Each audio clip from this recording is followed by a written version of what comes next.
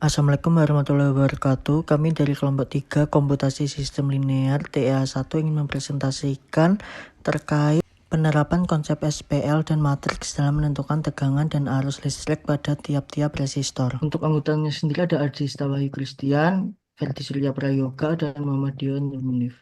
Dalam dunia elektro dan elektronika, analisis rangkaian merupakan aspek yang paling penting digunakan untuk merancang sistem kelistrikan. Salah satu metodenya yaitu SPL atau sistem persamaan linear yang dapat menyelesaikan dan menyederhanakan hubungan antara tegangan, arus, dan resistensi dalam suatu rangkaian. Nah, matriks ini menjadi alat matematika yang berguna dalam menyelesaikan SPL, terutama ketika jumlah persamaan yang harus diselesaikan cukup banyak. Nah, dengan metode seperti eliminasi Gauss, metode Cramer, dekomposisi LU, atau inverse matrix, sistem persamaan menggambarkan hubungan antara arus dan tegangan dalam suatu rangkaian dapat diselesaikan dengan lebih mudah dan dapat menerapkan hukum Kirchhoff 1 dan 2. KCL ini merupakan jumlah arus yang masuk ke dalam simpul atau node dalam suatu rangkaian listrik yang dimana sigma dari arus yang masuk sama dengan sigma dari arus yang keluar dengan arusnya bernilai 0. Voltage law ini merupakan jumlah tegangan di suatu lintasan tertutup dalam rangkaiannya bernilai 0, yaitu sigma V sama dengan 0. Nah, pada jurnal yang telah kami analisis, terdapat 4 loop. Pertama, didapatkan 4I1 ditambah 2I1 ditambah 4I1 dikurangi I2 ditambah 10. Loop 2, 2I2 ditambah 4I2 ditambah 2I2 min I3 ditambah 4I2 min I1 yang kiri atas. Selanjutnya untuk loop 3 yang kanan atas 4I3 ditambah 2I3 ditambah 4I3 min I4 ditambah 2I3 min I2 didapatkan bersamaan setelah disederhanakan seperti pada berikut min 2I2 tambah 12I3 min 4I4. Selanjutnya untuk loop 4 yang paling bawah sendiri ini 2I4 ditambah 4I4 kurang 10 ditambah 4I4 min I3 nilai 0 sehingga didapatkan min 4I3 ditambah 10I4 sama dengan 10. Setelah menganalisis dari rangkaian didapatkan persamaan SPL-nya yaitu ukuran matriks 4 kali 4 seperti pada berikut dan setelah dijadikan matriks mendapatkan nilai seperti pada berikut. Berikut merupakan penyelesaian pada paper referensi yang kami ambil dengan menggunakan metode dominan faktor dan metode Cramer. Pertama-tama, menentukan determinan A dengan mengubah metode minor faktor sehingga diperoleh determinan A sebesar 10.416. Selanjutnya, dengan menggunakan metode Cramer. Metode Cramer ini dengan mengubah kolom I dengan matriks B pada persamaan matriks sebelumnya. Untuk A1, maka kolom satunya diubah dengan matriks B pada persamaan matriks ini. Untuk A2, kolom 2-nya diganti. Untuk A3, kolom 3-nya diganti. Untuk A4, kolom 4-nya diganti. Lalu dicari determinan masing-masing A1 sampai A4-nya. Selanjutnya, didapatkan arus, arus 1 dengan membagi nilai A1 dengan determinan A. Sehingga diperoleh I1-nya negatif 1,13, I2-nya negatif 0,2, I3-nya 0,32, dan I4-nya 1,13. Nah, dari SPL di bawah ini, terdapat metode lain yang lebih sederhana menggunakan metode matriks, metode Gauss-Jordan. Yang pertama, kita mengubah matriks matriks yang ada di atas ini menjadi menyederhanakannya menggunakan operasi baris elementer. Dengan pertama, baris 2 ditambah 2 per 5 baris 1, lalu didapatkan hasil ini dengan menghilangkan min 4. Lalu baris 3 ditambah 5 per 26 dari baris 2, didapatkan hasil seperti ini. Lalu baris 4 ditambah 52 per 151 baris 3. Selanjutnya dinormalisasikan dengan membagi baris satu dan seterusnya. Nah, hingga didapatkan baris menyilang dari satu I1, I2, I3, dan I4. Nah, dari matriks Gauss Jordan ini, kita mendapatkan I1 sama dengan negatif 1,129, I2 negatif 0,323, I3 sama dengan 0,323, dan I4 1,129. Nah, pada gambar ini, seperti yang kita lihat, I1 ini nilainya negatif 1,129, arahnya terbalik. Jadi seharusnya arus akan mengalir seperti pada panah yang biru ini. Sama seperti I2. I2 ini juga terbalik. Jadi arah arusnya akan melalui tanda panah biru. Nah, ini adalah perbandingan nilai dan arah arus dari perhitungan Gauss-Jordan dan perhitungan pada paper referensi. Nah, didapatkan hasil yang sama.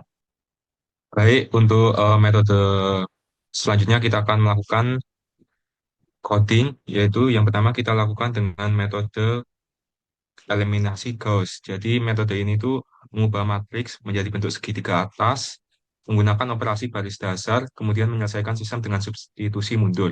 Dapat dilihat pada berikut adalah coding yang akan dilakukan pada MATLAB. Next.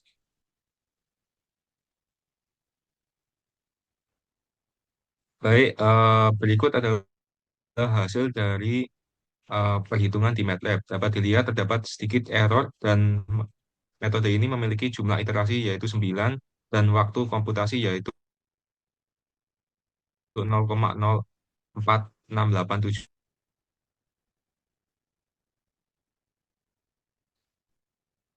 Baik, selanjutnya kita akan membandingkan dengan eliminasi Gauss-Jordan, tetapi dilanjutkan hingga terdapat matriks bentuk identitas. Nah, sehingga solusi langsung diperoleh tanpa perlu substitusi mundur yang dilakukan eliminasi sebelumnya. Next.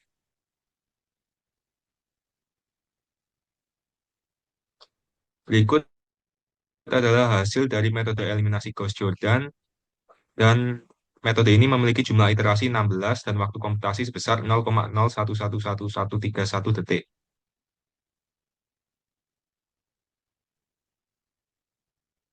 Selanjutnya kita akan membandingkan dengan metode dekomposisi LU Gauss. Jadi untuk metode ini kita memecah matriks menjadi perkalian dua matriks segitiga, yaitu matriks L dan matriks U. Kemudian kita akan menyelesaikannya secara substitusi maju dan mundur. Berikut adalah codingannya. Next.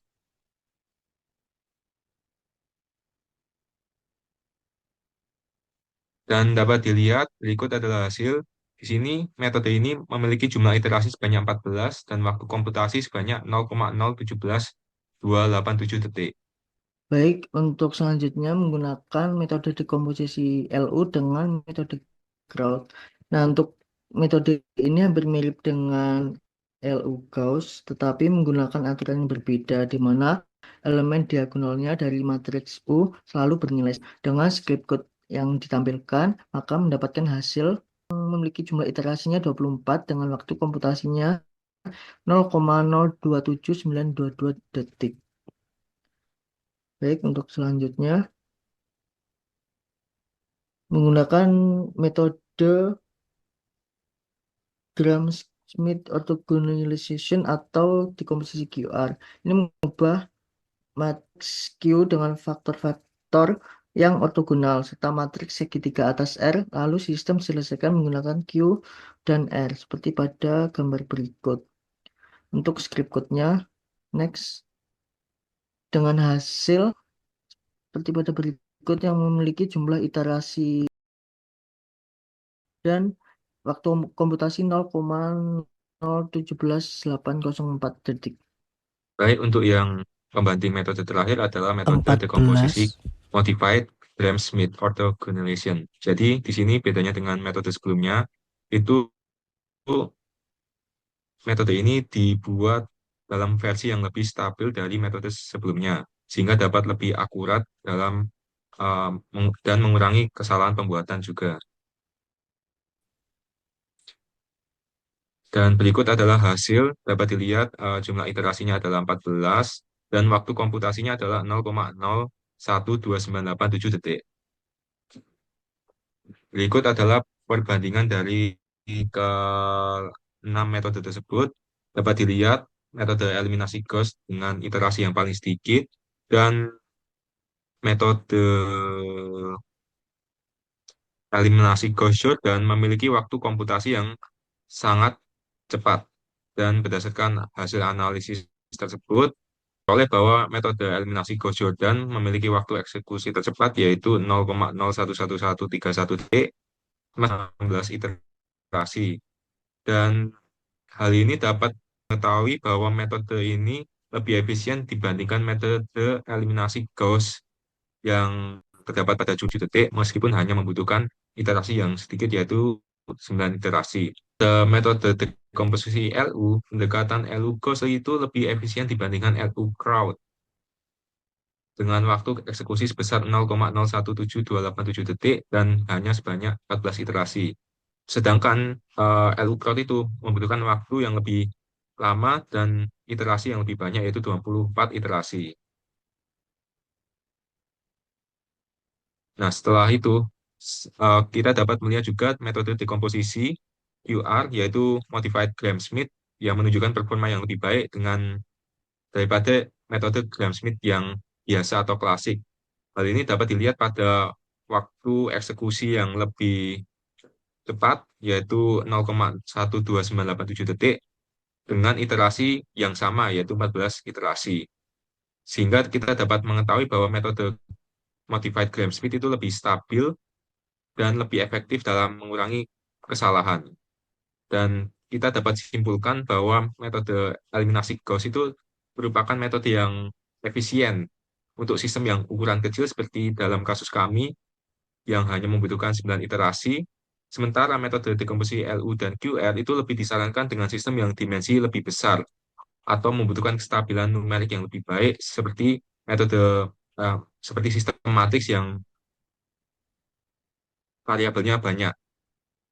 Dengan demikian, pemilihan metode optimal harus mempertimbangkan kompleksitas sistem, kebutuhan stabilitas numerik, serta efisiensi waktu komputasi.